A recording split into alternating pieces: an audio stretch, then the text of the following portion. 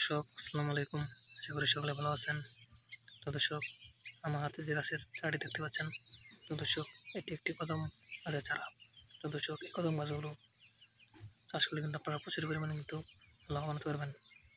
তো দর্শক, এই কদম গাছগুলো চাষ করে কিন্তু আমাদের অনেকবারে কিন্তু প্রচুর পরিমাণে লাভবান হয়েছে। তো দর্শক, আপনারা চাইলে কিন্তু এই কদম গাছগুলো চাষ করে কিন্তু প্রচুর পরিমাণে কিন্তু লাভবান হতে পারবেন। তো দর্শক, এই কদম কদম গাছগুলো যারা চাষ করতে চান তারা আপনাদের কদম গাছের চারাগুলো বাজার থেকে কিনতে হবে। তারপর সেই চারাগুলো আপনাদের বাড়ির পাশ দিয়ে বা আপনাদের পুকুরের পাশ দিয়ে সেই কদম গাছের চারাগুলো রোপণ করে দিলে কিন্তু আপনাদের সেই কদম গাছগুলো কিন্তু আস্তে আস্তে প্রচুর পরিমাণে বড় হয়ে যাবে। যখন প্রথমে এই কদম গাছগুলো বড় হয়ে যাবে তখন সেই কদম গাছ কিন্তু আপনারা প্রচুর টাকায় কিন্তু বিক্রি করতে পারবেন।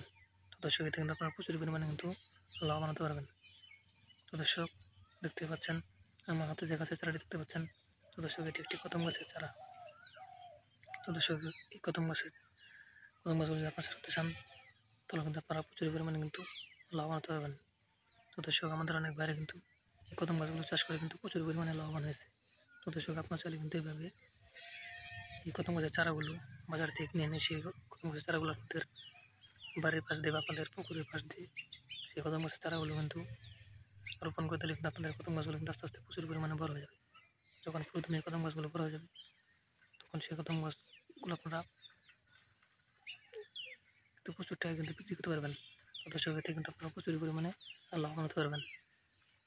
তো দর্শক, দেখতে পাচ্ছেন আমার হাতে যে কদম গাছের চারাটি।